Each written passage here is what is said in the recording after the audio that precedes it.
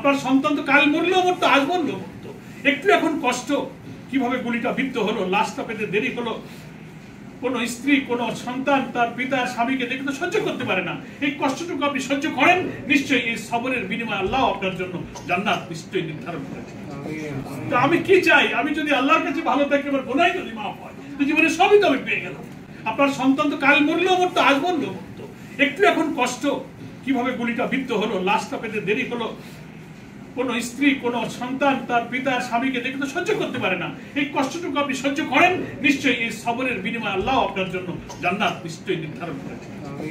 এই জন্য আজকে আপনার স্বামী, সন্তান, ভাইরা যেমন জান্নাতবাসী হলো, এটা প্রশান্তির জায়গা।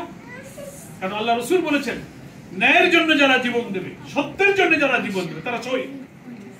তাহলে আপনার সন্তান, আপনার স্বামী, ছেলেরা কি জন্য লড়াই করেছে? একটা হকের পথে, অধিকার, মানে সে নিঃসন্দেহে শহীদ, সে পুরস্কার পাবে। আর এই বাংলাদেশ যে নতুন করে স্বাধীন হলো, নতুন বাংলাদেশ আমরা পেলাম, মানুষের অধিকার, মানুষ যখন ফিরে পাবে, স্বস্তি শান্তিতে জীবনযাপন করবে, জুলুম নির্যাতন থেকে বাঁচবে, ভাত, কাপড়, বাসস্থান, শিক্ষা, চিকিৎসার একটা কল্যাণ রাষ্ট্রের শান্তিময় বাংলাদেশ যখন আমরা পেয়ে যাব, এই কোটি কোটি মানুষের শান্তি আপনার স্বামী সন্তানের রক্তের উপর দিয়ে সেই শান্তি প্রতিষ্ঠিত হবে। এটা আপনার আরেকটা সান্ত্বনা, যে আপনি গর্ব করে বলতে পারেন যে আজকে বাংলাদেশের যে পরিবেশ, এর পেছনে আমার সন্তানের রক্ত আছে, আমার স্বামীর রক্ত আছে। এটা আপনার একটা সান্ত্বনা।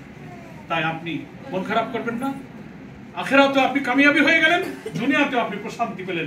মাঝখানে কিছু দিনের জন্য আপনি হয়তো আশা করেছিলেন যে আমার স্বামী, আমার সন্তান আমার কাছে থাকুক, সেটা আল্লাহর ফয়সালায় মেনে নিলে মুমিন দিল প্রশান্ত হবে, আল্লাহ খুশি হবে।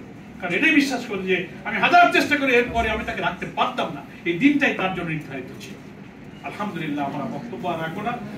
আমাদের জামাত ইসলামীর পক্ষ থেকে আপনাদের সকলকে আমি আন্তরিকভাবে পরিবারগুলোর জন্য সহানুভূতি, সমবেদনা জ্ঞাপন করি। কি আপনাদেরকে করতে পারবো, আমরা আপনাদের পাশে আছি। মহানগরী জামাত আপনার পাশে, ওয়ার্ডের, থানায়, আশেপাশে ইসলামী আন্দোলনের কর্মীরা সবসময় আপনাদের পাশে থাকবে। শুধু আজকে নয়, আমরা যতটুকু পারি আপনাদের পাশে সহযোগিতার হাত বাড়াবো।